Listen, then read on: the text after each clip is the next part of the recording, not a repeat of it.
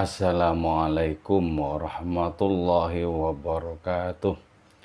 Bismillahirrahmanirrahim.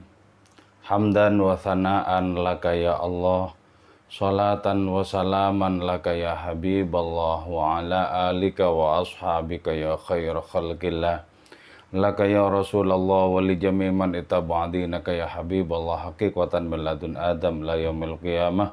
Wa nakhusu khususan minhum ila hadratu Syekh Muhyiddin Ibn Arabi qaddasallahu sirrahu radhiyallahu lana wa lahumul Fatiha. A'udzu billahi minasy syaithanir rajim. Bismillahirrahmanirrahim. Alhamdulillahi rabbil alamin arrahmanir rahim maliki yaumiddin. Iyyaka na'budu wa iyyaka nasta'in ihdinas siratal mustaqim. Shiratal ladzina an'amta 'alaihim ghairil maghdubi 'alaihim waladdallin. Amin. Litaqarrubina ila Allah ta'ala limahabbatina ila Rasulillah sallallahu alaihi wasallam li salamatina fid dini wad dunya wal akhirah. Liqadai duyunina liqadai hajatina min hawaijid dunya wal akhirah. Litaysiri arzaqina halalan thayyiban mubarakan katsiran wasa'a.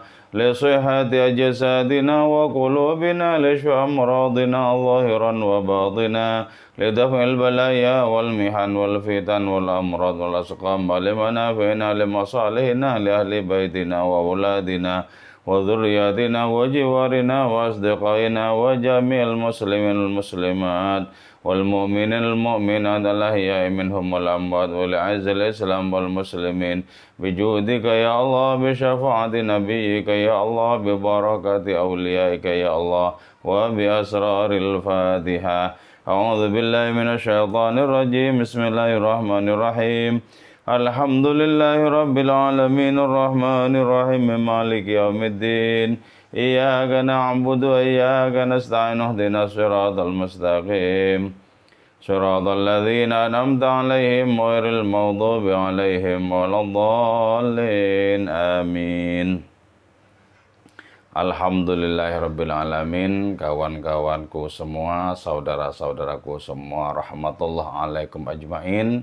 Kita bisa bersua kembali di dalam kajian Kitab Hikam karya Syekh Muhyiddin Ibn Arabi qaddasallahu sirrahu. Sekarang kita akan membahas tentang bagaimana kemungkinan kita menyaksikan Allah Subhanahu wa taala bi'ainil basirah atau dengan mata batin.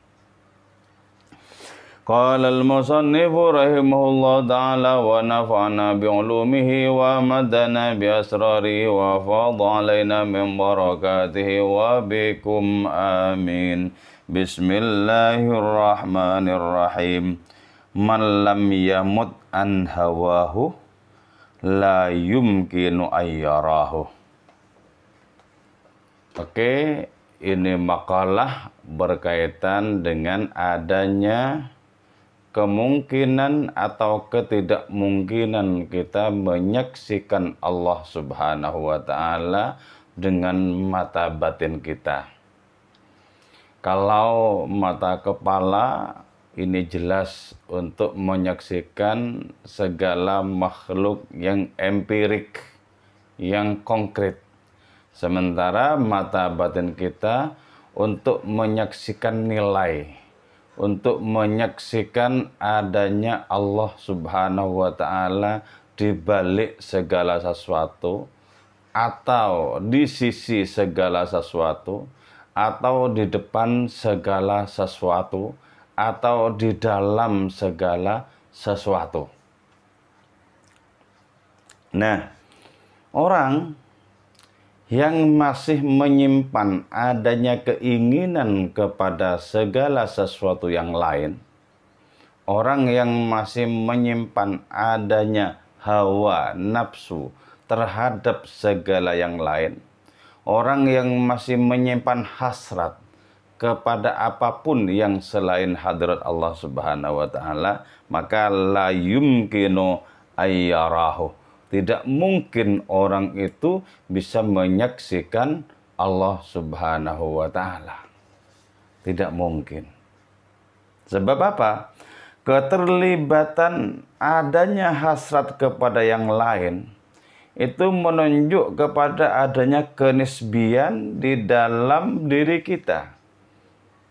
Dan di dalam filsafat logika manapun, yang nisbi itu tidak akan pernah menjangkau yang absolut, yang mutlak. Tidak akan pernah. Jadi otomatis ketika yang nisbi itu ingin menyaksikan, ingin menggapai, ingin wusul, ingin sampai kepada yang mutlak, maka tidak boleh tidak yang nisbi itu harus mati terlebih dahulu. Apa yang disebut sebagai kematian dalam konteks ini? Yaitu tidak adanya pengakuan bahwa diri kita itu terlibat di dalam menggapai Allah Ta'ala. Jadi kita mesti at-tabarri minal haul wal quwwah, yaitu merasa diri tidak sanggup untuk bisa menggapai kebaikan-kebaikan, untuk bisa terhindar dari keburukan-keburukan, untuk bisa mencapai Allah Subhanahu wa Ta'ala, kecuali kita diperankan oleh Allah Ta'ala itu sendiri. Dan untuk diperankan oleh Allah Ta'ala itu sendiri, maka yang wajib ada itu hanya Allah. Yang wajib ada di dalam keyakinan dan rasa rohani kita hanya Allah. Jadi selama kita merasakan diri kita ini ada, maka selama itu pula kita tidak akan pernah menggapai Allah Ta'ala, tidak akan pernah menyaksikan hadiratnya. Karena itu benar kata Abu Bakar As-Siddiq radhiyallahu an, ra'aitu rabbi bi'aini rabbi. Aku menyaksikan Tuhanku dengan pandangan Tuhanku. Jadi berarti apa? Berarti egoisme sekecil apapun, setitik debu sekalipun wajib dienyahkan di dalam diri kita. Jadi adanya kepercayaan bahwa kita itu sanggup mencapai hadiratnya tanpa diperankan oleh hadirnya, itu harus dibuang jauh-jauh dalam diri kita. Karena sebagaimana tadi, yang nisbi itu tidak mungkin bisa mencapai yang absolut atau yang mutlak. Dan itu ya harus secara keseluruhan. Artinya secara keseluruhan diri kita itu sudah terbebaskan dari belenggu hawa nafsu kita. Harus secara keseluruhan. Artinya kita itu mesti menjadi seperti mayat di lautan. Bagaimana mayat di lautan? Seluruh gerak-geriknya bukan gerakan si mayat itu. Gerak-geriknya adalah gerakan gelombang samudra raya. Jadi itu gambaran tentang orang-orang Rabbani, orang-orang ilahi. Jadi mereka itu tidak memiliki gerak dan diam sendiri. Gerakannya itu murni dipandu oleh Tuhan semesta alam. Artinya apa? Mereka sudah terbebaskan dari merasa bahwa diri mereka memiliki kemampuan untuk menggerakkan mereka sendiri. Jadi benar kata Ibn Arabi di dalam kitab khususnya bahwa orang yang ma'rifat itu tidak sanggup bahkan untuk menggerakkan sehelai bulu kuduk pun. Tidak sanggup. Jadi seluruh kesanggupan itu murni adalah bagian dari kemahakuasaan Tuhan semesta alam. Jadi karena itu ya, hari demi hari kita tempuh itu sesungguhnya tugas rohani kita adalah bagaimana kita melenyapkan egoisme diri kita. Karena sepanjang masih ada egoisme dalam diri kita, maka haram kita menyaksikan Tuhan. kita pasti terhalang untuk bisa menyaksikan Tuhan dengan mata batin diri kita. Karena egoisme itu adalah kabut. Egoisme itu adalah kekeruhan yang menjadi hijab bagi diri kita untuk menyaksikan Tuhan semesta alam itu. Jadi karena itu jelaslah bagi diri kita bahwa religiusitas itu adalah menjernihkan diri kita dari dalam. Kenapa ya?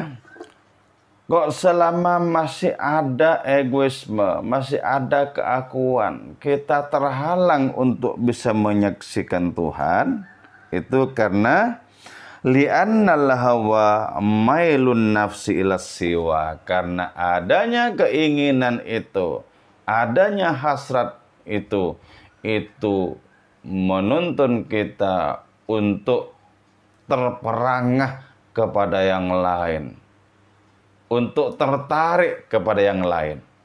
Jadi keinginan nafsu kita akan mengajak kita lebih tertarik kepada yang lain. Walaupun secara hakikat apa yang disebut sebagai yang lain itu sesungguhnya tidak ada dan tidak akan pernah ada.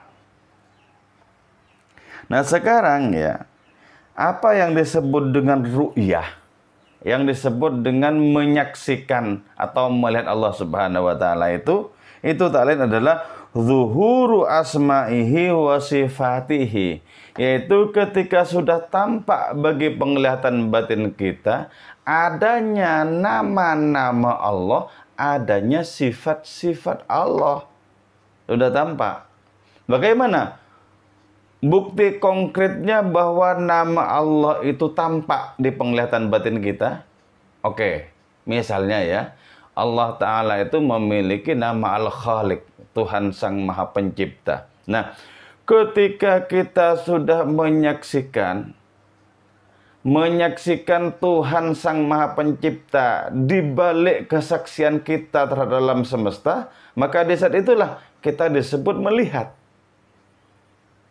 Jadi ketika peran nama Allah Ta'ala itu gamblang di mata batin kita, di saat itu kita disebut sebagai melihat Tuhan, melihat af'alnya, melihat perbuatannya, melihat namanya, melihat sifatnya. Itu yang disebut sebagai melihat. Nah tentu saja ya, karena Tuhan itu bukanlah benda, bukanlah sosok, jangan kita asosiasikan bahwa kita melihat itu seperti kita melihat orang atau melihat makhluk yang lain. Tidak, sama sekali tidak. Allah Ta'ala itu bukan benda, karena itu Allah Ta'ala tidak membutuhkan tempat untuk didiami. Jadi cari misalnya, ya nggak akan pernah ada karena tidak konotatif ya.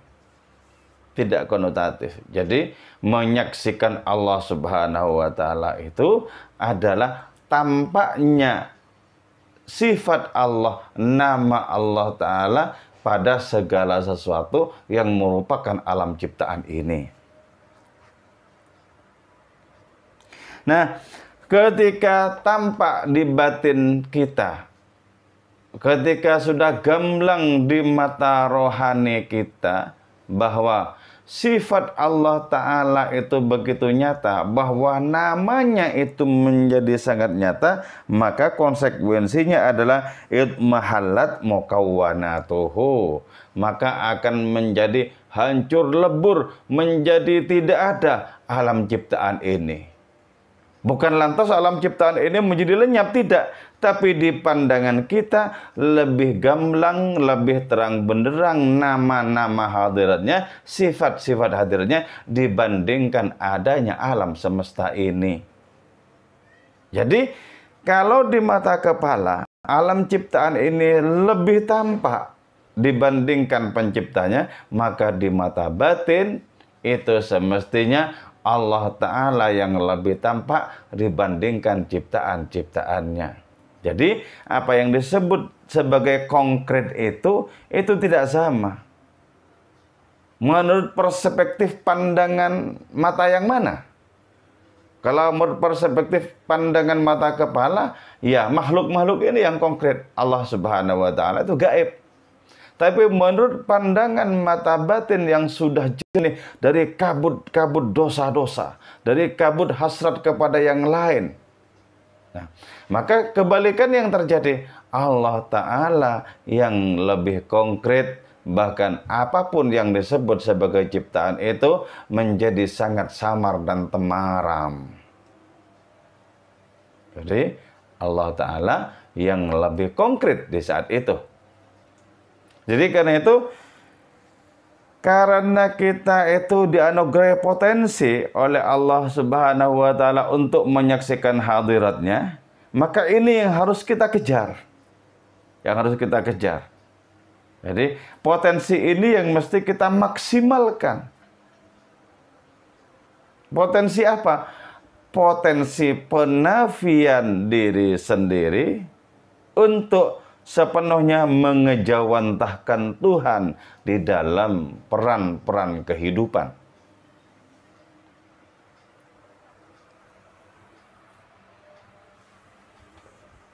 Jadi wal mailu ila ma siwahu ta'ala innama yakunu bi ru'yatihi iyahu.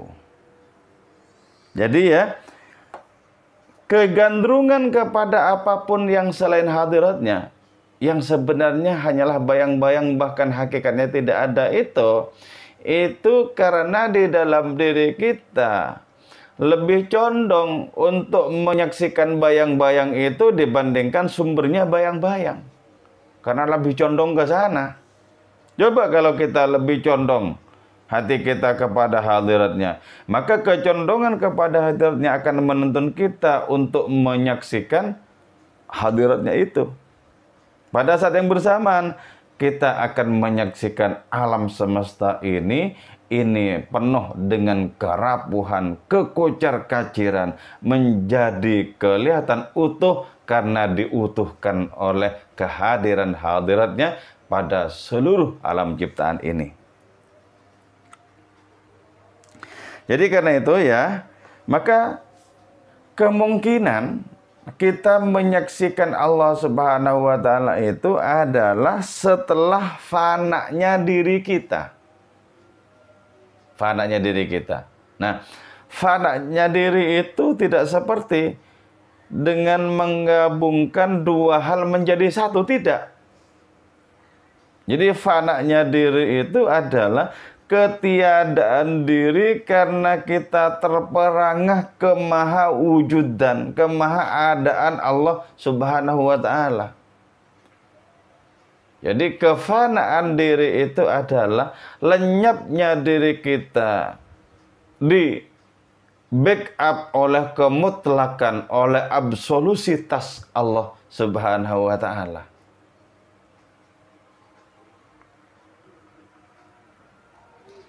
Jadi karena itu, betapa diri ini adalah dinding yang sangat tebal untuk bisa kita jebol. Walaupun sangat tebal, kita diberi tugas untuk menjebol dinding bernama diri ini, bernama egoisme ini. Kita mesti menjebolnya. Nah, istiadat kita, kesiapan kita untuk menjebolnya itu senantiasa mesti kita pasang di dalam diri kita. Terus kita olah rasa, olah rohani. Terus, agar apa? Agar kita mengalami puncak ketiadaan. Dan dari adanya reruntuhan ketiadaan itu akan menjadi muncul adanya kebakaan Tuhan, keabadian Tuhan. Lenyap diri yang nisbi, kemudian digantikan oleh diri yang absolut, diri Tuhan semesta alam.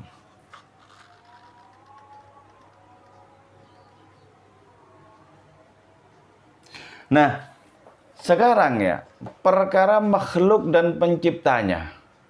Perkara Tuhan dan ciptaan-ciptaannya. Makhluk itu ya, itu disebut ada. ketika kemaha konkretan Tuhan itu secara rohani tidak kita saksikan pada diri makhluk. Jadi, saya ulangi, makhluk itu disebut ada ketika kita belum menyaksikan nama-nama Allah yang berperan pada makhluk-makhluk itu. Ketika kita menyaksikan peran-peran nama Allah pada makhluk-makhluk itu, maka sejatinya makhluk itu menjadi tidak ada. Kenapa? Karena keberadaannya murni ditopang oleh keberadaan Tuhan semesta alam. Keberadaannya murni di backup oleh Allah Subhanahu wa Ta'ala. Jadi karena itu ya, tidak seharusnya kita menyaksikan makhluk-makhluk itu terpisah dari penciptanya. Tidak seharusnya. Karena Allah Ta'ala itu hakikatnya tidak berjarak dengan apapun. Tidak berjarak dengan apapun. Bagaimana berjarak? Oh, ibaratnya Allah itu sumber bayang-bayang, apa yang disebut sebagai alam semesta itu adalah bayang-bayangnya. Bagaimana mungkin bayang-bayang itu akan berjarak dari sumber bayang-bayang? Walaupun ya, ketika di sore hari, matahari sudah menjelang terbenam, kita berdiri di atas tanah lapang, maka akan kita saksikan betapa bayang-bayang kita sangat panjang. Sangat panjang. Tapi jangan terkecoh. Bayang-bayang yang sangat panjang sekalipun itu bersumber dari diri kita. Sama. Sebanyak apapun makhluk ini, dari mulai awal penciptaan sampai sekarang, jangan sampai kita terkecoh bahwa makhluk itu tetap tersambung dengan penciptanya. Tersambung dengan ciptanya. Perbedaannya, kalau makhluk-makhluk itu menghuni tempat, membutuhkan tempat, sementara penciptanya tak membutuhkan tempat. Bagaimana yang absolut bisa membutuhkan yang partikular, membutuhkan yang nisbi? Sama sekali tidak. Sama sekali tidak.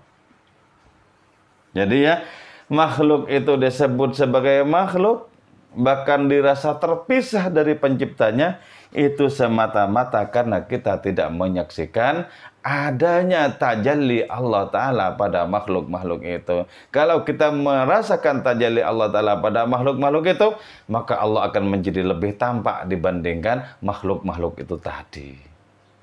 Bahkan di puncak penglihatan kita, kita menyaksikan Allah Subhanahu wa Ta'ala satu-satunya yang ada. Apa yang disebut sebagai yang lain tidak ada dan tidak akan pernah ada.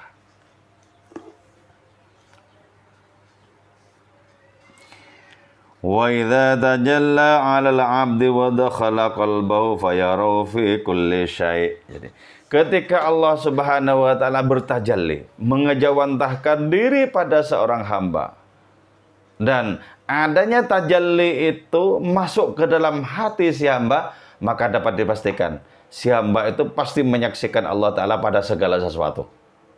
Jadi ya, kalau kita tak menyaksikan Allah, itu persoalannya dalam diri kita, di internal diri kita persoalannya. Yaitu hati yang masih berkabut, hati yang masih keruh. Nah, ketika Allah Ta'ala bertajalli dan tajalli itu masuk ke dalam hati kita, maka dapat dipastikan kita akan menyaksikan Allah Ta'ala pada segala sesuatu. Bahkan tidak ada sesuatu pun yang tidak menampung tajalli hadiratnya itu. Itu tidak ada.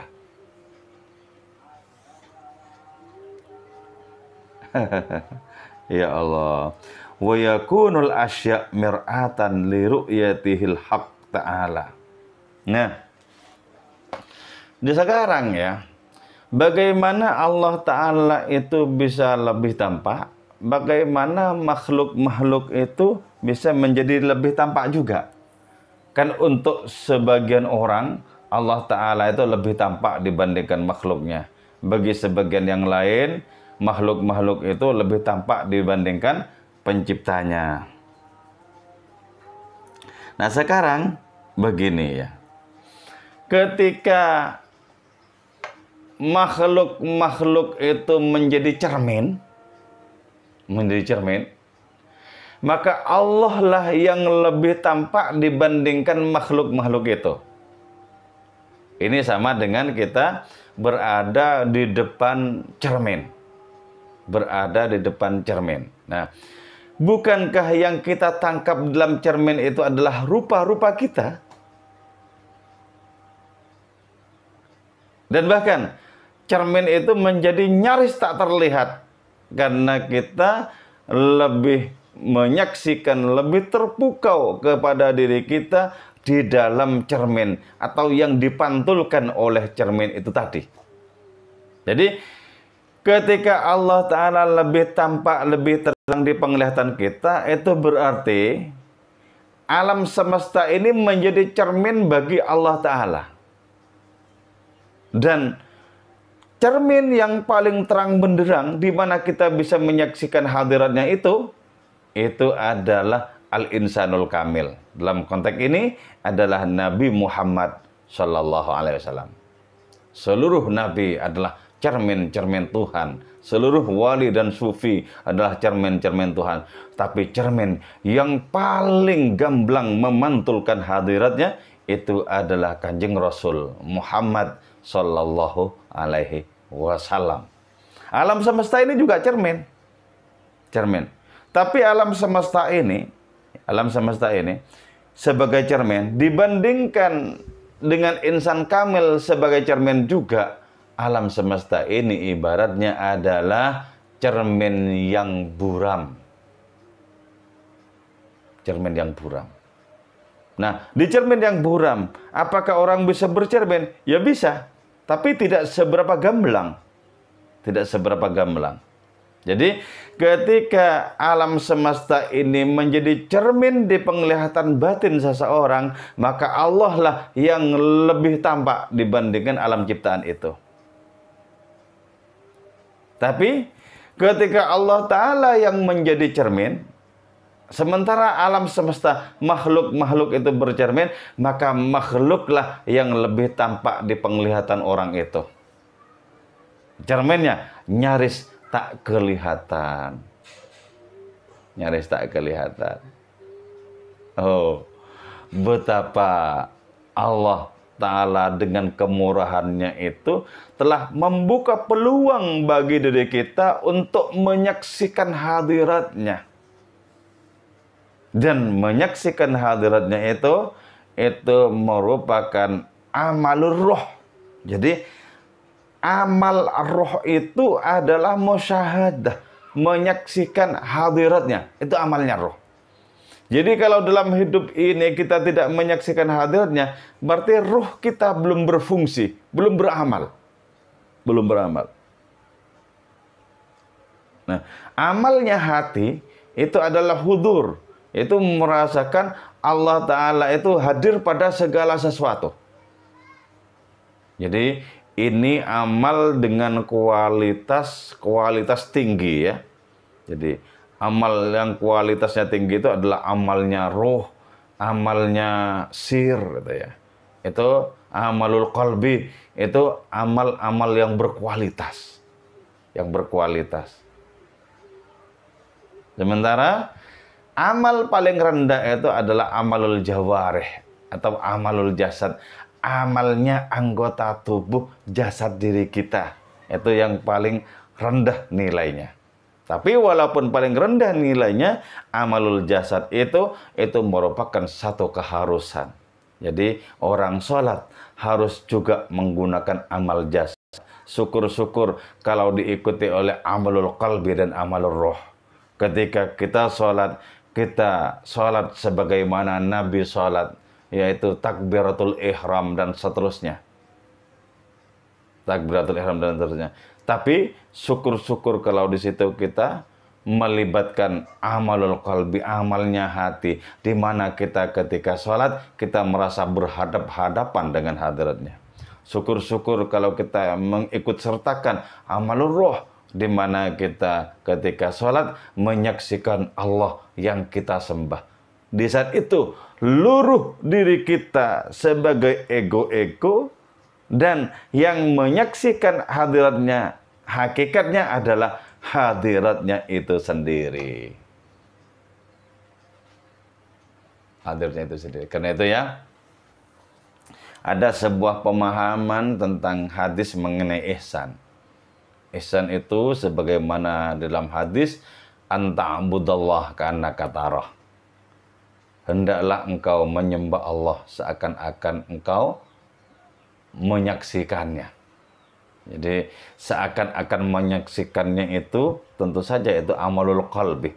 Dari saking dekatnya merasakan kehadiran Allah Subhanahu wa taala sampai seakan-akan menyaksikan. Tapi kalau amalul ruh bukan seakan-akan menyaksikan, tapi jelas menyaksikan. Nah, fa illam takun tarau fa innahu yarakah. Ini redaksi yang lazim, yang umum ya. Fa illam takun tarau, jika engkau tidak menyaksikan Tuhan, fa innahu yarakah, maka yakinlah bahwa Tuhan itu menyaksikanmu. Nah, ada yang merubah redaksi ini ya dengan menjadikan kata-kata takun itu sebagai karena yang bermakna tam, bukan bermakna nakis, yang tidak membutuhkan adanya khobar. Ya. Fa illam takun tarahu, maka jika engkau tidak ada, tarahu, engkau akan menyaksikan hadiratnya. Jadi merasa ada itu merupakan bagian dari ego. Jadi karena itu ketika orang masih merasa ada, maka di saat itu dia tidak bisa menyaksikan hadiratnya. Baru kalau merasa tidak ada dan keberadaannya itu mutlak merupakan tajalli Allah Subhanahu wa taala, itu baru bisa menyaksikan hadiratnya. Karena itu fa illam takun, jika engkau tidak ada, ini tidak ada khabarnya, tarahu, maka engkau menyaksikannya. Jadi kita di dalam menempuh riyadhah, bagaimana kita membebaskan diri dari kekeruhan-kekeruhan hati, dari berbagai macam ambisi. Kita nikmati jalan hidup yang penuh dengan tawadhu sebagaimana yang dicontohkan oleh Kanjeng Rasul Muhammad sallallahu alaihi wasallam. Sebagaimana yang dicontohkan oleh para nabi, oleh para wali, oleh para sufi. Maka dengan adanya bimbingan dan karunia dari hadiratnya, insya Allah kita akan sampai kepada penyaksian yang hakiki itu terhadap Allah Subhanahu wa taala. Oke. Saya kira ini saja. Moga-moga perjumpaan kita senantiasa manfaat dan barokah untuk diri kita, juga untuk generasi-generasi setelah kita. Moga-moga negeri kita tercinta Indonesia ini senantiasa dalam keadaan damai dalam lindungan Allah Subhanahu wa taala. Oke. Wal afa minkum. Wassalamualaikum warahmatullahi wabarakatuh.